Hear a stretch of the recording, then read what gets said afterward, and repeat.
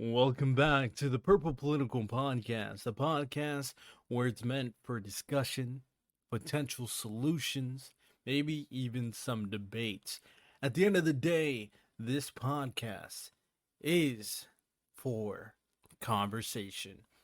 Now, today's episode is not going to be as long and extended as prior episodes, mainly because I don't have a guest for today's episode, and this one's going to be relatively short if I'm being completely honest. But I will speak my piece in today's topic in reference to the Respect for Marriage Act being officially implemented in the federal government for the most part. It's an interesting conversation, but at the very least, I want to elicit what it is and what it means so nobody is confused on what it provides and the rights it provides to different couples, of course. And like I said, this will be short and sweet. Uh, don't call me lazy, but I just have a lot going on, but I still want to relay the weekly Monday content so I am up to speed for everybody listening. Now, the Respect for Marriage Act was passed relatively recently, and it was very interesting that this act was passed kind of like out of nowhere, but we knew this was in the works. This is kind of derived from Roe v. Wade being overturned at the federal level, giving all the power to the states to determine whether or not they want to ban abortion, whether or not they want to make it a little bit more contextual and nuanced, or whether they want to allow it. And from that, there's been some rumbling in the courts and the Supreme Court and in different parties and different politicians referencing whether or not there are other acts in the that was already implemented that also should be looked at and appealed and given the power straight to the state government. One of the things that's been elicited by one of the Supreme Court justices, I remember reading this, is something regarding marriage and whether same-sex marriage, interracial marriage should be looked at. Now, people took this a little too far. I definitely remember talking about it at one point on my podcast episode, is that people started going so far as to say, oh, they're about to ban everything, but that wasn't necessarily the what was said, but there were some rumblings and discussions on how to deal with that situation. So an act like this being implemented eventually makes sense. It was either going to be more of a conservative response or more of a liberal democratic response, and this is definitely more of the progressive side. All right, the Respect for Marriage Act, very simply, it definitely allows same-sex marriage as well as interracial marriage at the federal level, to the point that if a state government were to deny you the right to get married as an individual, as two consenting adults, then you can take civil action against the state. So that is the cut and dry of it. Now, there are some conversations in reference to whether or not the state or the federal government should have this power in the first place, and whether or not the state government should have complete autonomy in deciding whether or not they should allow same sex marriage or just marriage laws in general. It's a very interesting conversation for the most part, but you also have to consider one aspect of it is that when it comes to marriage, kind of the key component, besides the religious context of it, which I'll talk about in a second, is the legal ramifications and the benefits and the requirement or the legal requirements that is has to be upheld once you're officially binding married. And most of those benefits tend to be at the federal level. So there is a legit argument that the federal government, since they're deciding these benefits to assure that there isn't some weird uh, discrepancy between states, that the federal government should be allowed to decide whether or not certain people should be married. That way, it's a lot more consistent, a lot more straight to the point. There is not discrepancy. If you move to another state, then you have to figure out, oh, are we still married? When it comes down to the benefits, you're not getting benefits. You're not kind of going to the states to decide a lot of the the requirements in reference to marriage, you're going to the federal government. So that's a lot of the argument in reference to the federal government deserving to have this power, because at the end of the day, a lot of marriage in terms of the legal side is very much related to the federal government itself, more so than the state government.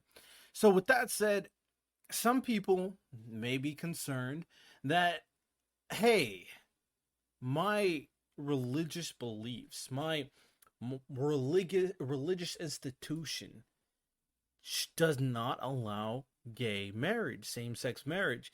And just to kind of be very clear on the vernacular of the act itself, it indicates that it's not between husband and wife, but two individuals. So it kind of takes sex out of the equation and really focuses on two individuals wanting to get married. So I'm sure it kind of covers trans people as well.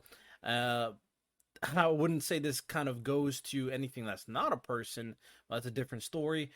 They did input in this act that this does not apply to polygamy. So if you're married to more than one person, this act does not cover you. It just covers two adults, and that is it.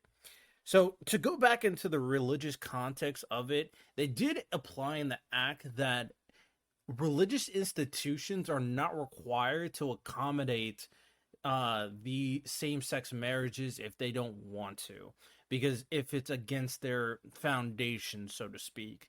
So these people could still get married, but they won't be getting married in a church if that church said, "No, we don't like gay people." So it doesn't really go against or forces any religious institutions to do something that is against their foundation, but it still allows these individuals to get married, maybe at just a different platform or a different way that is separate from the, church or the mosque or anything. Now the question of like finding an individual to coordinate the ceremony, I'm sure they could find someone. There are religious people that are okay with gay marriage, so that shouldn't be a big problem at the end of the day. If a religious institution doesn't want anything to do with you, they're not obligated to deal with you. That is something to really keep in mind, because when it comes to these acts, there's a lot of nuance with it. Yes, same sex marriage and interracial marriage are across the board federally. Every state are supposed to abide by it. There's the argument that the federal government is already tied to marriage more so than the state government anyway, and this will alleviate any kind of discrepancy and alleviate any concern that anybody would have in regards to certain justices talking about, hey, we should look at this act and adjust it, right? Obviously, like I said, this is in response to Roe v. Wade, but add the additional context. It doesn't cover polygamy, and it doesn't cover obligating religious institution to accommodate your marriage. Very important context that people need to consider.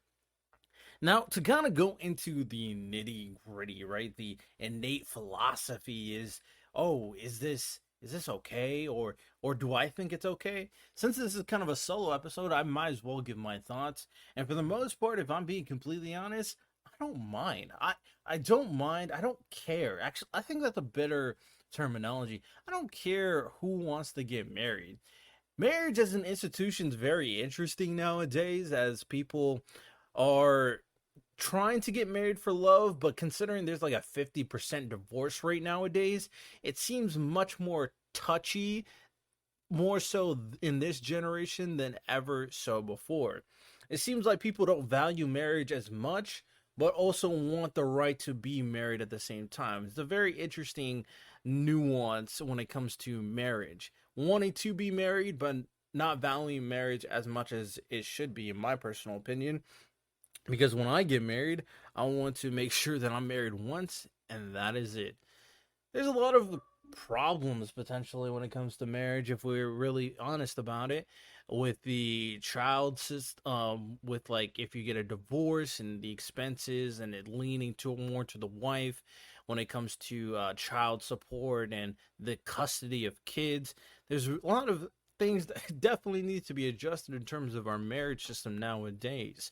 But as for consenting adults wanting to get married, I think for the most part, if they want to be a part of this current system, they should be allowed to, uh, since they're both adults. Adults, at the end of the day, adults, as long as they're not harming anybody else, should have the right to do what every other adult is able to do, right?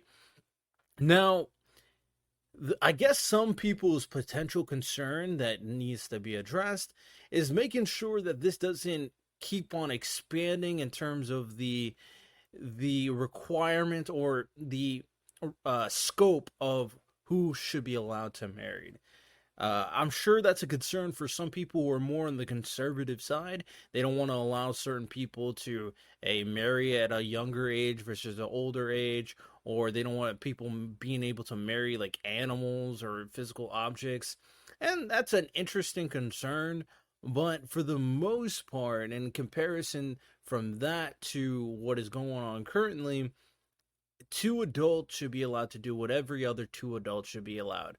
Moving beyond that is ridiculous. And I think we all can agree to that at the bare minimum.